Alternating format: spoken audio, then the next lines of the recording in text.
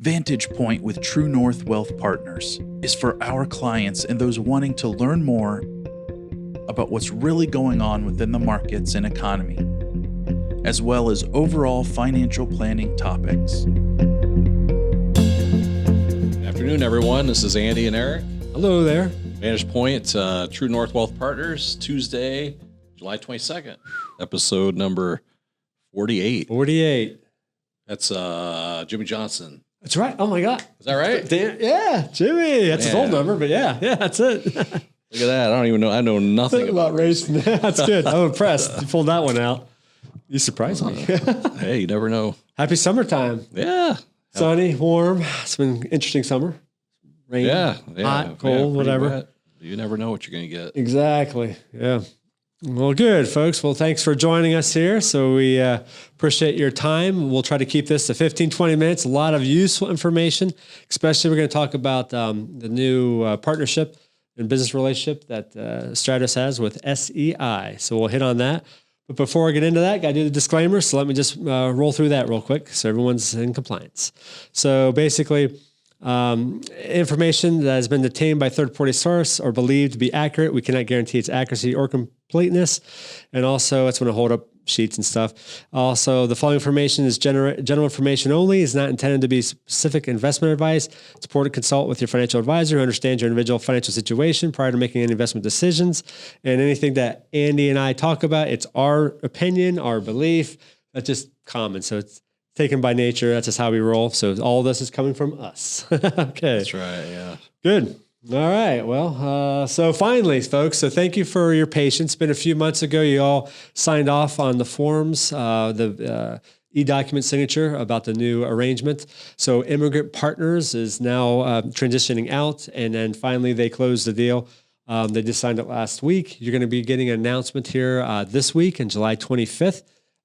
E-documentation letter will be going out to all of our clients, just notifying you all of the new business arrangement with SEI Investments. They're out of Oaks, Pennsylvania. Been around since 1968. So 1 year before I was born, 69. All right. So there you go. Yeah, that's really good. So, so with that, Andy, what do you, any major changes coming with all this, or what's going on with this? Yeah, the way I always describe it or view it in my mind, it's kind of like a back office kind of thing where, our clients aren't really going to notice, too many changes really. Yeah. I mean, we're not going anywhere. The way we do business is the same. It's just business as usual. It's kind of like, kind of a bad analogy, but if McDonald's switched the company that they get their sauce from, as long as it tastes the same, right? Yeah. Like people don't care where you get. So it's kind of, Stratos obviously has been a great partner for us. And so they do our compliance mainly.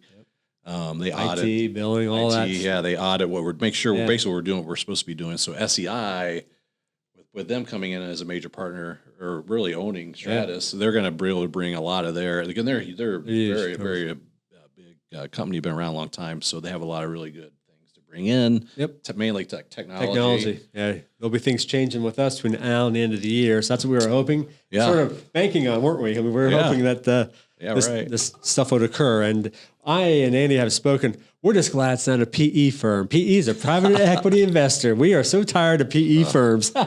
Been the end of us, man. Yeah. So we don't have to, we're good with that one. So great job, leadership team. Yeah. It was good news to get. Yeah. Great news. So we just wanted to touch base on that. So you'll be getting, it's called a non-consent. You don't have to do anything. Yeah. So you get a notice. Don't worry about it. That's just by law. They have to provide that notifications to you, and you don't have to worry about it because you already signed off on non-consent. So any questions, reach out to us, obviously, but no change. Yeah. This is basically business as usual. And the Stratos name's the same. It acts independently. Yep. As True North, again, we're the same as well. So we're all good. Still utilizing SIMS, Stratos Investment Management Agreement as well, management team. So all that's still the same. Good. All righty.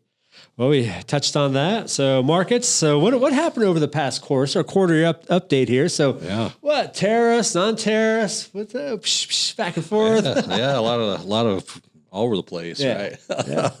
I tell you what, I did not see the markets. I knew we called the pullback. We called that right. Yeah. I did not see the straight back up. That was unexpected.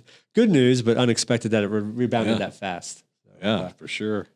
But as Stratos Investment Management, they put out this internal document here. I'll just read. Basically, it says, "Will it be clear sailing or storms on the horizon?" So just a quick little storm. But so I mean, basically, what near term we anticipate the markets are a little bit elevated, so we expect a pullback, 2 to 5%. Very common. So we anticipate that. Yes, it would be good, and that's how you make higher highs. So that's sort of what we're anticipating. I guess I'll get into the quads just briefly. So remember quads 1, 2, 3, 4. Quads 1, springtime. Quad 2 is summer. Quad 3 is fall. Quad 4 is winter. So we're coming out of quad 4. We're going into quad 3. And all that means is the economy is slowing and inflation sticky and elevated longer for higher. So that's what we're in for the third quarter of this year. Fourth quarter, slightly shifting to a quad 2. First quarter next year, going to a quad 1. So quad 1 and 2 is great. Anybody can make money. Quad 3 is a little harder. It's called the chop bucket. It's what we're going to be in. Hence why we think it's going to be a little choppy, a little more headwinds is coming for the next couple months here. But as we get through that, we got the BBB, the bill that was signed, the tax law. So with that being signed off, some more clarity. The tariffs August 1st, and to keep on pushing it back. My point is, countries are coming to the table. Yes, there's revenue coming in, more so than I even thought, revenue on a monthly basis. But so there will be more clarity. We talked earlier, right? M&A, we talked at the beginning of the year. M&A's up, so mergers and acquisitions. Yeah. So have some good tailwinds. Yes. Well, maybe some rate cut or two, maybe. Yeah. 1 or 2 cuts. So the markets are pricing in 2. Sim and us, what we've talked about, that we're seeing 1 for sure, whether by the end of the year, but then maybe another one in early 2026, so possibly 2. But that's all good. Just bring down those interest rates. And that's also stimulates markets and consumer spending and yada, yada, yada. So that's right. Yeah. That is good. All right. Well, what's do you want to just touch base on a few bullet points? Yeah, with the big, I'm still waiting on the movie to come out. Yeah, the movie. The Big Beautiful Bill. The Big Beautiful Bill. That's great. But, and so we have gotten some inquiries from clients about, hey, what does this mean for me? Anything I need to be doing. And we're still, we're looking through that as far as like a, kind of a 10,000 view. Yeah. There are some things that are really good within the bill that we're excited about, like the standard deduction, right? So the standard deduction. Yep. So it goes up to 20. Was it for single? I'm sorry, standard. Single 15,750 for a couple. Head of household 23,625, and jointly married 31,500. So there, and you got some. Let's see what else. The Ferrari that you just bought. Oh yeah, thank you. Right, the 120 month payment. Yes, exactly. Loan that you got on that interest, car deduction. Yeah, 10,000 per interest. Yes. After 2024, you get to deduct. Yeah. Some good things for charitable giving, it looks like, and then the estate tax, which really doesn't impact most of. Right. A little bit of a bump up for there. They did cap student loans. Yes. So it used to be you could get kind of unlimited amount of money. They cap those based on whether it's graduate school or undergrad. Yes. Just put some guardrails. We needed that. Yeah, people getting into too much guardrails. debt for student loans. So that's a good thing. Yeah, exactly. And put some work requirements on Medicaid. Yep. Excellent. So of course, not everybody. It just depends on the situation. Right. Work and requirement. ages. Yeah. Primarily young 20, 30-year-old guys sitting at home. Please get out and work. Yeah. Right. Yeah. So but we'll be. Obviously we'll be implementing a lot of these changes into with our meetings and our planning that we do. So, it's nice. Yeah. So that's good. Just a few things, I guess. Good. Yeah. High level view of that. So, very good. Just briefly, I guess maybe we'll just touch base a little bit on the tips of the month. With those tips of the month, Andy mentioned, higher education, but even like the 529s. So they enhanced that. The cap K through 12 was $10,000 per year. Now it's up to $20,000 per year. So they broaden it out. So you can use it for other expenses such as like ACT, SAT testing, i.e., I think Ella, my daughter. So plenty of that and expenses for that. And so they broadened it out, opened it up. So that's good. And then we talked about the caps. So for most of these for new loans originating after July 1st, 2026. Again, the lifetime cap for the Parent Plus loan is now capped at $65,000 per student. Again, effective July 1st, 2026. Pell Grants, things of that nature, they've tweaked that. Broader qualified expenses, like I mentioned, on the 529s, apprentice programs, credentialing, learning centers, career advancements, tuition testing fees. I mentioned that. Therapies, educational therapies, in-home student in-home teaching. Yeah, whatever, sure. Things of that nature. We talked about people say, hey, we have extra money left over in 529. Well, yes, you can roll that over to a Roth account. So that's $35,000 as you can roll it over as a, one lifetime limit is $35,000. So that's good. Yeah. So there's prerequisites that have to go with that, but we just did some of those. Yeah, it's a great feature. Yeah, the account has to be open for 15 years. Contributions made within the last 5 years are not eligible for the rollover, so just keep that in mind. 15 years, the most recent 5 years of contributions are not eligible for the rollover. So they're looking for folks who've been investing for 15, 20 years plus, right? Isn't it crazy how they make all these little... So dumb. Yeah, they make it harder than it really needs to be, but whatever, it is what it is. So I just want to talk to you briefly on that. Nathan, our producer, will punch into that. So with that said, this is cool. This is one of our partners we use, First Trust. I'm going to focus on the top pane. So basically, it talks about, mortgage interest rates outstanding. I'm going to take the first two columns. Basically, less than 3% interest rate is 23.7. Let's just call it 24% of folks have interest rate locks of less than 3. I'm going to round up to 31%. 31% is between 3 and 3.99. So you add that together, it's basically 54% of all mortgage debt is locked in at rates under 4%. So the vast majority, again, 54%. Then you can see the next tier, 4 to 4.99s, 14.7% of the folks have that. 5 to 5.99 is 9.8. And those are greater than 6 is, I'm going to round up to 21%. So that's where folks, and then I have spoken over these podcasts, rate locked. I mean, he's got a low rate, I got a low. We're not going anywhere. We thought about it, but no, we're staying. So we're rate locked. So it is what it is. And Nathan, our producer, he's been looking for a house for a little while, but he's, it'll come when things loosen up a little bit. Yeah. So I just wanted to touch base on that. How often? How many times do you think you recommend to a client to have them pay off their house? Oh, because that's that's a big question. Mostly, 1%. So when you have a rate that's actually a neighbor and I, we were just talking about last night in the street, we were just talking. When the rate's so low, 4% or under, you can get that in your savings and more. So that's a good debt, bad debt. Okay, that's okay debt to have, especially at a rate that's under 4%, especially under 3 or right around 3. So yeah, I don't necessarily encourage clients to pay that off. That's okay debt to have, obviously. If that's really the only debt you have, except for expenses into retirement years, that's manageable and doable. But yeah, other than that, I wouldn't. If you have the old days in the 80s at 10, 12, 18% interest rate, pay it down. Yeah, it's different times. But now, no, I would not. Anything else there you want to hit on for? Yeah, no, that was it. The mortgage rates, and then just locally, things going on in the economy. Yeah, economy. Yeah, it's interesting. I've seen a lot of the downtown buildings are being sold, and some are higher, but a lot are lower. Yeah. So finally, these big commercial buildings are getting realized. It's all these unrealized losses that haven't been on the books per se. So they're getting mark to market finally. Yeah. So that's finally occurring. So a lot of the corporate and the commercial debt is being renewed. The vast majority is this year. So hence why,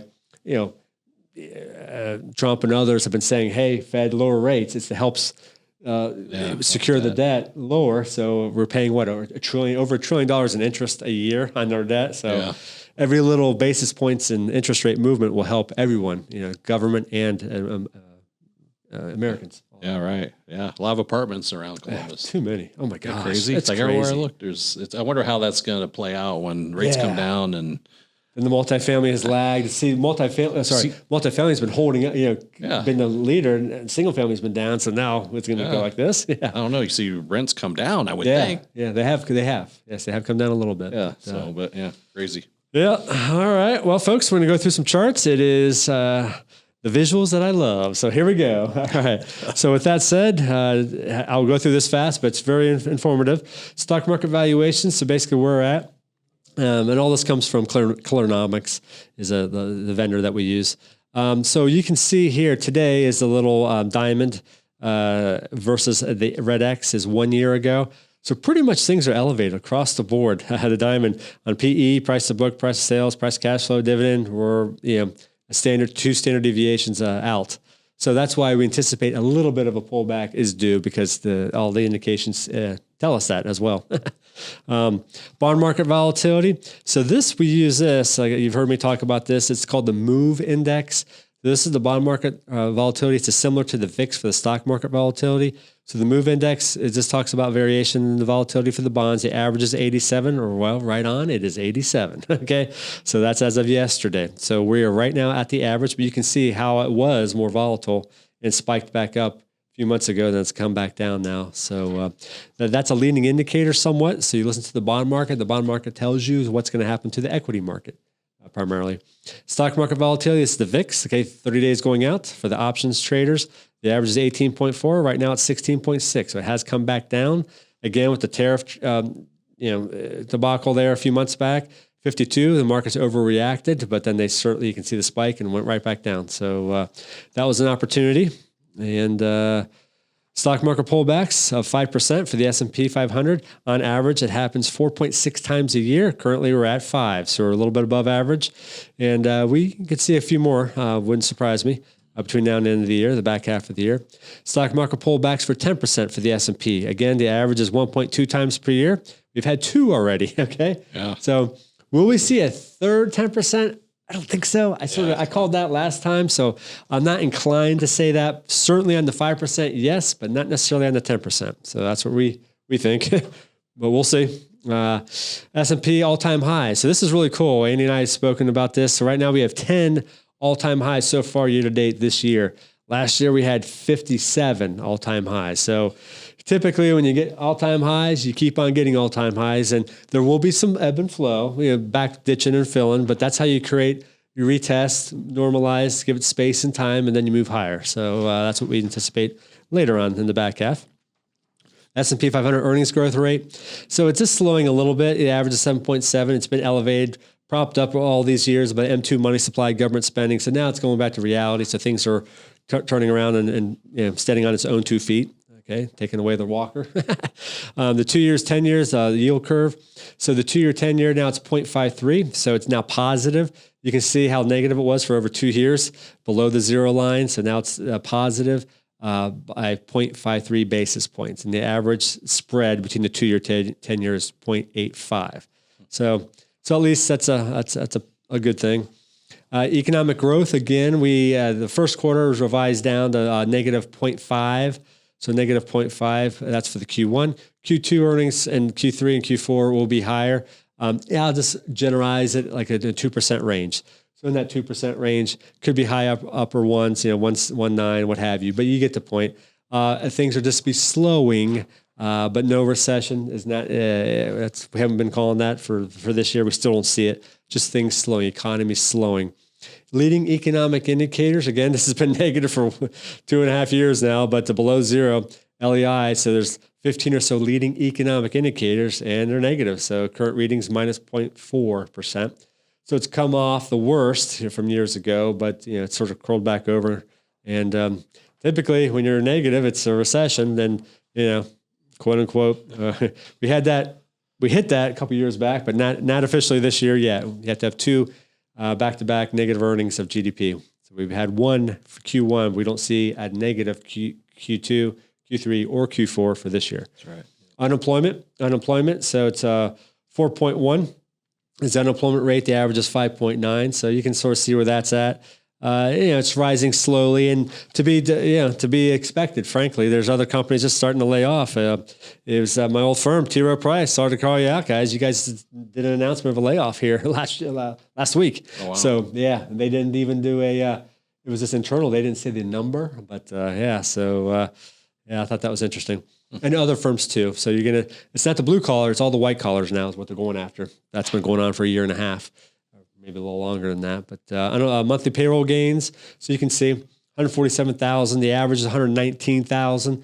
So, basically in my rule of thumb, my simplicity of it, I just look for 100,000. If I see 100,000 payroll gains a month, we're good.